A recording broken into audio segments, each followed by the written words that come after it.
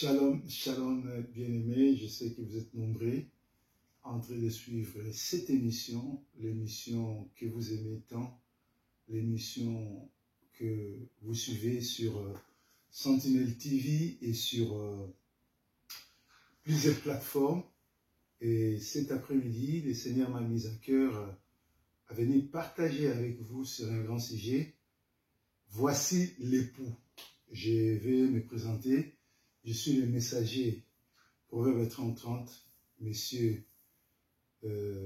très connu, très suivi en Angleterre. Je suis le leader ou le fondateur du ministère messianique Centre. Nous sommes à Manchester et à Kinshasa, où nous sommes en train de bâtir un temple pour le Seigneur. Nous allons partager sur ce grand thème que le Seigneur m'a mis à cœur. Voici l'époux. Voici l'époux, c'est un enseignement, c'est un réveil et c'est un message que le Seigneur adresse à tous, à tout chrétien ou à tous ceux qui les connaissent, parce que nous sommes en crise. Vous devez savoir que le leadership dans l'Église, donc le leadership religieux, le leadership dans la politique et dans l'économie a montré ses limites. Et au ciel, Dieu, assis sur son trône, est en train de chercher qui il va envoyer pour résoudre le problème de leadership. Voici l'époux, c'est une vision, c'est un enseignement qui se fera chaque année à partir de l'an 2026 en Angleterre, ça se passera à Manchester. L'année prochaine, c'est-à-dire au mois de juin, je vais vous donner l'adresse, la date. Il y aura une très grande journée de louange, d'adoration, qui aura comme intitulé « Voici l'époux ». Pourquoi nous allons parler sur « Voici l'époux » ? Parce que nous sommes au temps de la fin. Tous les signes que la Bible nous présente sur la fin du temps, et là, lisez Matthieu 24, premier verset au 24e verset, vous allez voir que tous ces signes-là se sont accomplis. Donc le Seigneur revient. Il revient très bientôt. D'ailleurs, il a promis qu'il reviendra comme un voleur. Mais en réalité, c'est un message codé. Le Seigneur viendra comme un voleur pour ceux qui ne sont pas préparés, c'est pour ceux qui n'ont pas été choisis, pour ceux qui sont dans la distraction, pour ceux qui suivent les hérésies. Je suis écœuré, vraiment écœuré. J'ai l'amertume quand je suis d'autres prédicateurs. Il y a plein de gens qui passent sur les médias, il y a plein de gens qui prêchent chaque dimanche. Ils n'ont pas été appelés, ils n'ont pas les messages, ils n'ont pas été mandatés, ils n'ont même pas le message du temps. Ephésiens 4 et 11, le Seigneur a donné des ministères. Il a appelé les autres comme pasteurs, docteurs, apôtres, évangélistes, prophètes, pour l'accomplissement ou pour l'édification des saints. En réalité, le Seigneur nous a appelés, le Seigneur a formé son Église, le Seigneur a appelé des disciples, c'est pour enseigner, former, équiper et envoyer. Voilà pourquoi il dit, dans l'Acte des Apôtres, 1er 8, il dit, ne sortez pas de Jérusalem, n'allez pas dans les environs avant de recevoir le Saint-Esprit. C'est-à-dire, on ne peut pas devenir pasteur, on ne peut pas devenir prophète, apôtre, docteur, évangéliste, si on n'est pas équipé, si on n'a pas été baptisé par la puissance du Saint-Esprit. Parce que la Bible en soi, c'est une forêt. Dans la Bible, quand tu ouvres, tu n'as pas le Saint-Esprit, tu te perds. Mais quand tu ouvres, tu es rempli par la puissance du Saint-Esprit, c'est à ce moment-là que tu sortiras les révélations. Et sans la révélation, c'est la mort. le Seigneur a appelé les 12, ses disciples. Il a dit, j'ai fait de vous des disciples pour aller évangéliser. Allez partout, faites de toutes les nations mes disciples. Mais hélas, sur le terrain, nous avons des gens qui sont champions. Au lieu de former des disciples, ils forment des fanatiques. À Lingala, chez nous, parce que je suis d'origine congolaise, on les appelle des fanakuites. Les gens mal affermis, les gens qui n'ont pas été appelés, les gens qui ne comprennent même pas c'est quoi l'évangile, c'est s'hasarde à entrer dans l'évangile pour prêcher. Or, la Bible dit, maudit celui qui fait l'œuvre de Dieu avec négligence. Si tu fais l'œuvre de Dieu avec négligence, tu seras maudit et ta place sera à l'enfer. Donc, la vision que le Seigneur nous a donnée, c'est de montrer au peuple de Dieu l'époux. Parce que nous sommes sur la terre, nous sommes des pèlerins. Nous sommes des touristes. Nous sommes venus ici pour nous qualifier. Le Seigneur nous a envoyés sur la terre, pas pour amasser de l'or, de l'argent, courir derrière les papiers, derrière la nationalité, derrière les biens matériels, mais nous avons été envoyés sur cette terre pour hériter les royaumes. L'apôtre Paul dit, je cours de manière à remporter le prix de la vocation céleste. C'est-à-dire, un enfant de Dieu n'a pas autre objectif que d'hériter les royaumes de cieux. Parce que la Bible dit, à quoi ça sert à un homme de gagner le monde s'il perdait son âme? Or, la plupart des gens qui vont dans les églises, ils ont perdu leur âme. Dieu ne viendra pas chercher ceux qui sont dans l'église. Dieu viendra chercher ceux qui sont nés de nouveau. Ceux qui l'ont accepté comme Seigneur et Sauveur. Ceux qui sont devenus ses disciples. Or, en réalité, actuellement, il n'y en a pas beaucoup qui sont des disciples de Dieu. Nous allons ouvrir notre Bible pour lire la parole et enfin expliquer la vision que le Seigneur nous a donnée. Nous allons lire dans Matthieu 25, 6, on nous dit, au milieu de la nuit, on cria, voici l'époux, et allez à sa rencontre. Matthieu 25, 6, au milieu de la nuit, on cria, voici l'époux, et allez à sa rencontre. Dans Apocalypse 16, 15, la Bible nous dit, voici, je viens en vous comme un voleur, heureux celui qui veille et qui garde ses vêtements, afin qu'il ne marche pas nu et qu'on ne le voit pas sa honte. C'est-à-dire, qui sont ceux qui vont à la rencontre de l'époux? Ce sont ceux qui se sont veillés et ils ont gardé leurs vêtements blancs. Ils ont caché leur nudité.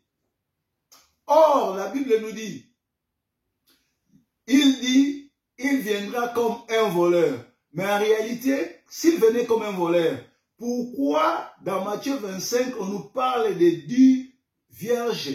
Mais parmi les 10 là, il y a 5 qui sont folles, il y a 5 qui sont sages. C'est-à-dire, ces 10 vierges-là se sont préparées. Ils savaient que l'époux venait. Ils se sont préparés. Ils avaient leurs lampes. Ils avaient aussi l'huile. Mais ils avaient comme dénominateur commun, tous dormaient parce que l'époux tardait à venir. C'est-à-dire, les 10 vierges n'attendaient pas, n'étaient pas dans l'oubli. Elles n'étaient pas des gens qui ne savaient pas l'arrivée du Seigneur. Elles se sont préparées à rencontrer le Seigneur. Parce que nous sommes l'épouse. Nous sommes l'épouse. Nous sommes l'église. Et le Seigneur est notre époux. Il viendra épouser son épouse. Ce sont les vierges qui ont la lampe. La lumière, la lampe, c'est-à-dire la lumière. Et ils ont aussi l'huile. Or, la lampe, c'est quoi? C'est la parole. C'est la parole qui est claire. La parole de Dieu, c'est une lampe qui éclaire.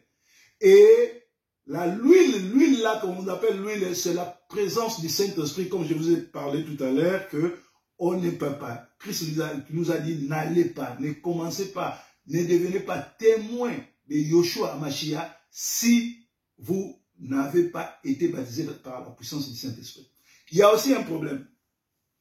Moi, j'ai 25 ans de ministère. Depuis que j'ai été ordonné à l'armée de l'Éternel, comme évangéliste, j'ai créé des églises, j'ai bâti l'église Armée de l'Éternel Massina, Armée de l'Éternel a fait sortir Armée de l'Éternel Barumbu, Armée de l'Éternel Massina a fait sortir Armée de l'Éternel Barumbu, Armée de l'Éternel Buibois, Armée de l'Éternel. J'ai contribué à la création de l'Armée de l'Éternel Brazzaville et Pointe-Noire. Je suis allé moi-même jusqu'à Pointe-Noire. Et l'Armée de l'Éternel Massina, c'est le père des églises Armée de l'Éternel Kimbanseke, Kinasani, Bibois, Nsele. Aujourd'hui, j'ai quitté cette église Armée de l'Éternel. Je suis maintenant le fondé de l'église messianique. Alors, ça m'est cœur qu'il y a des gens qui ont plus de 10 ans, 15 ans, 20 ans à l'église. Ils sont toujours chrétiens. Or, en réalité, les chrétiens n'hériteront pas le royaume des cieux. Ouais. Quand Christ viendra, il ne viendra pas chercher les chrétiens, mais il viendra chercher les messianiques. Parce que les messianiques, ce sont les vierges préparées qui ont l'huile, qui ont l'ampe, qui attendent l'époux. Or, les chrétiens, ce sont les fanatiques, ce sont les envoûtés, ce sont les troubadours, ce sont des gens qui profitent de l'évangile. Vous avez vu aujourd'hui, la plupart de tous les chantres que nous avons connus sont devenus pasteurs. Et qu'est-ce qu'ils font? À part de devenir pasteurs, parce qu'ils ont cru que devenir pasteur, on devient pasteur pour récolter des offrandes et les dîmes. Or, en réalité, un pasteur, c'est un serviteur. Vous voyez? Et les combles, c'est quoi? Tous ces chantres-là organisent maintenant les concerts pour faire payer aux fidèles, même aux enfants, les droits d'entrée. Or, en réalité, le Seigneur dit, laissez venir à moi, même les enfants. Tout âme qui respire loue l'Éternel. Comment moi, je peux faire payer l'âme de Dieu qui veut aller louer? Je ne paye l'argent. Donc, tous ceux qui vont dans des concerts organisés par les soi-disant pasteurs chrétiens ou pasteurs chantres, ils sont complices de ces gens-là parce qu'ils seront frappés, parce qu'ils soutiennent les révoltés. Et ils n'iront pas au ciel parce que ce sont des voleurs, ce sont des gens qui volent. Souvenez-vous que Dieu s'est manifesté, il a pris la chicote, il a tabassé ceux qui vendaient les pigeons, ceux qui vendaient le truc dans l'église. C'est-à-dire, Dieu est contre les vendeurs de l'onction. Dieu est contre ceux qui commandent l'argent. Donnez 10 000 euros, donnez 100 000 $, donnez comme ça, Seigneur va vous bénir. L'homme de Dieu, l'église a besoin des offrandes. Même dans les temps des apôtres, ils vivaient ensemble. Les fidèles amenaient les dons, amenaient les offrandes, ils mettaient sous les pieds des apôtres, ils partageaient et ils donnaient aussi aux opprimés, aux orphelins.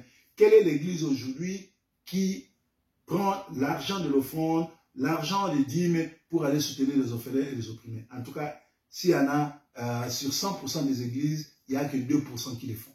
Ça veut dire que ces gens-là se sont révoltés. Donc, si tu assistes dans des concerts de soi-disant pasteurs religieux qui vous font payer des salles, vous les soutenez et Dieu ne sera pas avec vous. Donc voilà. Donc, je disais, nous, le Seigneur nous a appelés pour vous avertir que nous avons un seul rendez-vous. Ce rendez-vous-là, c'est attendre l'époux. Or, l'époux, qui est Yoshua Mashiach, ne viendra pas chercher ceux qui ont la Bible.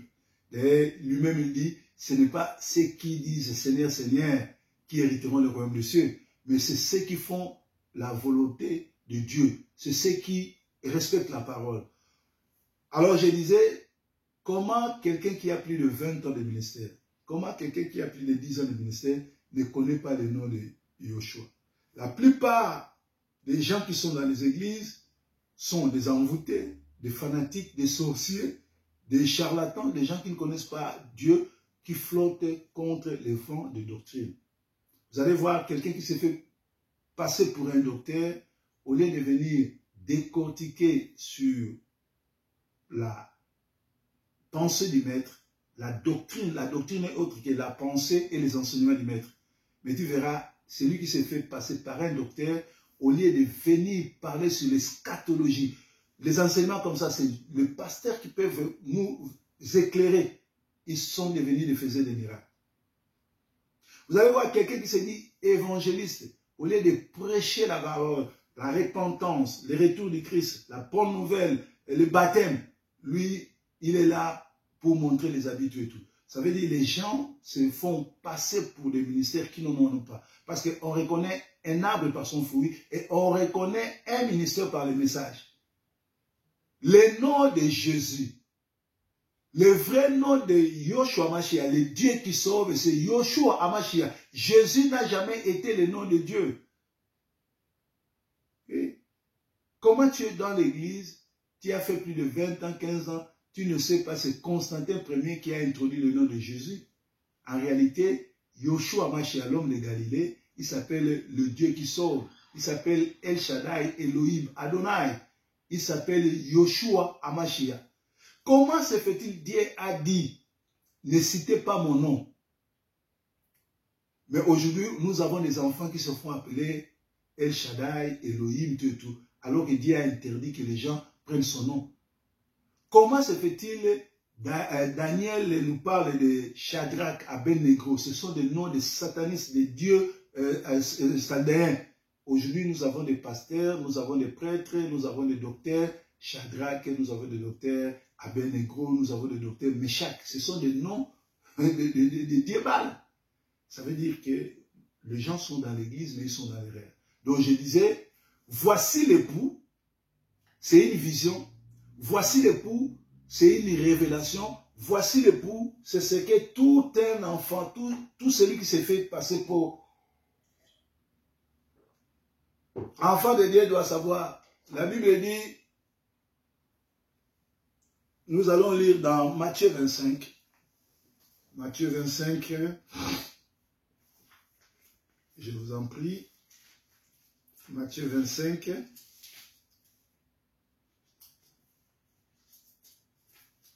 Matthieu 25, la Bible nous dit ceci.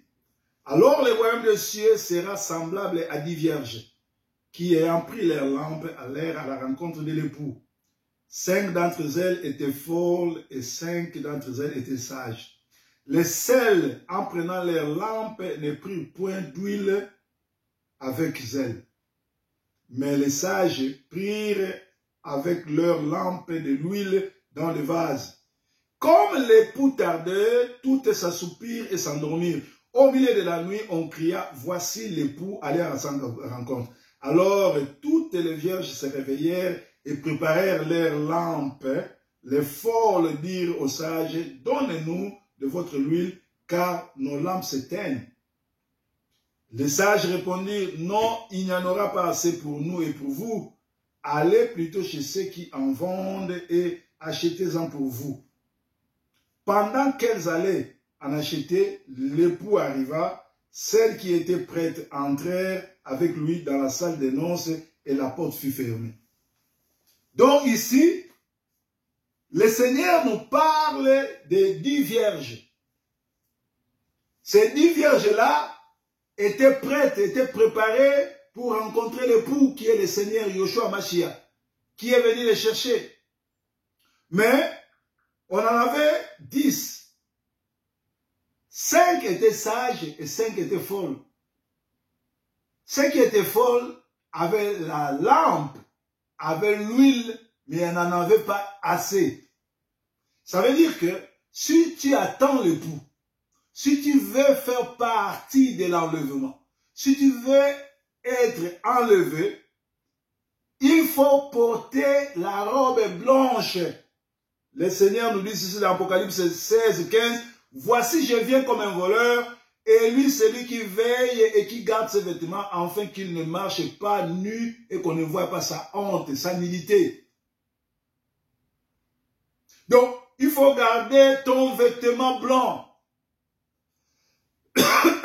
Les vierges folles manquaient de l'huile. C'est-à-dire, leurs vêtements n'étaient pas blancs.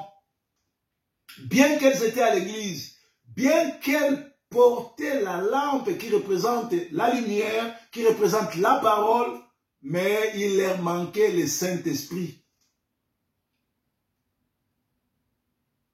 Voilà pourquoi le Seigneur dit, je viendrai comme voleur. Il viendra comme voleur pour ceux qui ne sont pas préparés, pour ceux qui écoutent les collectantes sauvages, pour ceux qui n'ont pas la puissance du Saint-Esprit, pour ceux qui ne savent pas connaître Dieu, c'est pour ceux qui n'ont pas le Saint-Esprit, pour ceux qui suivent les pasteurs mamé, ceux qui ont donné l'argent pour qu'on leur ordonne, ceux qui sont arrivés dans l'évangile moyennant l'argent, ou parce que leurs frères les a ordonnés, mais ils n'ont pas l'appel de Dieu, ils ne connaissent pas Dieu, ils ne connaissent même pas l'écriture, ils n'ont pas été appelés. Bien-aimés, le nom de Jésus, ce n'est pas le nom de Yeshua Mashiach. Si tu ne connais pas que c'est l'empereur Constantin Ier qui a introduit le christianisme, qui n'a jamais été chrétien, moi je ne suis pas un chrétien, je suis messianique parce que j'attends le Seigneur. Il a introduit le baptême des enfants, il a introduit le 25 décembre comme Noël. Bientôt là, il y aura des gens qui se disent chrétiens, ils iront le 25 décembre dans l'église, croyant aller célébrer la fête de la naissance de Yeshua Mashiach, et pourtant, dans les Écritures, on nous a laissé qu'une seule fête, c'est la fête de la Pâque. Christ a dit, faites ceci en mémoire de moi. Il n'a pas dit qu'on puisse célébrer la naissance, sa naissance qui est Noël, parce que Noël, c'est le jour de Dieu Baal, de Dieu Soleil, c'est la fête des païens. Dans l'église, maintenant, on a introduit le fête des mamans, toutes les fêtes mondaines, là, se retrouvent à l'église. Les Valentine's Day, les fêtes des mamans, tout et tout. Parce que même les anniversaires des femmes de pasteurs, des enfants des pasteurs, parce qu'ils n'ont pas le Saint-Esprit. Les collectantes sauvages, maintenant, entrent dans l'église. Moi, je suis un homme de Dieu. Pourquoi je vais aller célébrer mon anniversaire à l'église? Pourquoi je vais célébrer l'anniversaire de ma femme ou de mon enfant? Si c'est mon anniversaire, moi je ne fête pas les anniversaires. C'est qu'en fait, je ne suis pas contre eux. C'est une affaire privée. Peut-être je vais me mettre debout que l'église prie pour moi, mais je ne peux pas organiser, prendre l'église en otage pour aller célébrer l'anniversaire de ma femme, l'anniversaire de mes enfants, tout et tout et tout. Donc je disais, voici l'époux. Nous devons être préparés parce que la sonnette sonnera, la trompette sonnera. Et cette trompette va sonner pour venir prendre ceux qui seront prêts. Être prêt, c'est garder les habits blancs. Garder les habits blancs, c'est respecter la sainte doctrine. Ne pas s'assembler avec n'importe qui, ne pas prier avec n'importe qui, ne pas écouter n'importe qui. Le plus grand démoniaque, le plus grand bandit, c'est celui qui vient te prêcher la fausseté. C'est celui qui n'a pas été appelé, c'est celui qui ne connaît pas l'évangile, mais qui se fait passer pour un pasteur, venant vous promettre le royaume des cieux, moyennant l'argent, venant vous prêcher, promettant les miracles, qui lui-même ne connaît pas quels sont les miracles. La Bible dit, les miracles accompagnent ceux qui ont Dieu. Un enfant de Dieu, un bon serviteur de Dieu ne met pas les miracles en avant. Parce que les miracles accompagnent les enfants de Dieu. Mais les gens qui vous promettent les miracles, venez, vous allez vivre ceci, venez, vous allez vivre cela, ce sont les vendeurs des illusions. Ce sont les gens qui vous anarquent. Or, la Bible dit, les anarchaires n'hériteront pas le royaume des cieux. Donc voilà, nous devons chercher à rencontrer l'époux, à être prêts pour rencontrer l'époux. Nous ne partons pas à l'église pour chercher des postes, pour chercher l'argent, comme j'ai entendu un pasteur qui a dit que si tu as plusieurs membres, tu auras aussi beaucoup de dîmes, tu auras beaucoup d'argent. Un serviteur de Dieu réclame son salaire à celui qui l'a appelé dans le ministère. Quand tu travailles très bien, Dieu c'est un grand patron, il paye mieux que le gouvernement, il paye mieux que qui que ce soit. J'ai travaillé dans plusieurs compagnies, mais depuis que je travaille chez Dieu, Dieu me paye beaucoup plus que n'importe quel pasteur et n'importe quel patron. Alléluia. Ceux qui me connaissent savent ce que je suis en train de faire pour le moment. Je suis en train de construire l'église et des résidences. Parce que c'est Dieu qui me donne l'argent. C'est Dieu qui permet que je puisse faire cela. Et si Dieu permet, s'il ne revient pas, je vais même construire sur l'orphelinat pour prendre soin des orphelins et des opprimés. Donc, bien aimés, nous devons chercher à rencontrer l'époux. Pour rencontrer l'époux, il faut avoir l'huile, qui est le Saint-Esprit. Il faut avoir la lampe, la lumière qui est la parole. Et il faut garder les habits sans tache. Si vous continuez à vous habiller comme une pute, si vous vous maquillez comme Jézabel, parce que vous êtes animé par Jézabel le spirit, ne croyez pas que le fait que vous passez devant les gens, on peut vous appeler ministre de Dieu, prophète, évangéliste, docteur, pasteur, prophète, tout bishop, archibishop. Cela ne fera pas de vous un enfant de Dieu. Vous allez passer autre. Et les derniers jours, il y aura des grincements parce que le Seigneur dira, il ne vous connaît pas. C'était les messagers Proverbe 30 depuis Manchester. C'était notre première émission et notre enseignement sur Voici l'époux. Et l'année prochaine, vous aurez la plus grande, un des plus grands meetings ici à Manchester. Célébrons l'Éternel comme thème Voici l'époux. Ça sera un dîner. Il y aura des pasteurs de Manchester, il y aura des pasteurs de Birmingham, il y aura même ceux qui vont venir de Kinshasa. Nous allons même inviter les chantres, peut-être de Kinshasa aussi, de Manchester. Nous allons aussi inviter les hommes de la culture, la société civile qui viendra parler sur l'immigration, sur le droit des gens sur cette terre, parce que l'Église est là pour préparer les gens à respecter les lois du pays qui les a reçus et à les préparer à hériter le royaume des cieux. Donc, si vous avez des questions, si cet enseignement vous a plu, si vous voulez poser des questions, ou vous voulez contribuer, ou vous voulez prendre part à cette grande manifestation qui se tiendra à Manchester en l'an 2026 au mois de juin, appelez les messagers Proverbe 30 sur son portable 0044 74 40 129 783. Vous aurez lui-même. Voici, le Seigneur est surnommé, il arrive, nous devons courir de manière à remporter le prix de la vocation céleste. C'était le messager Proverbe 30 depuis Manchester. Que le Seigneur vous bénisse. God bless all of you. When I meet again next week, same time, same channel. God bless you. Thank you.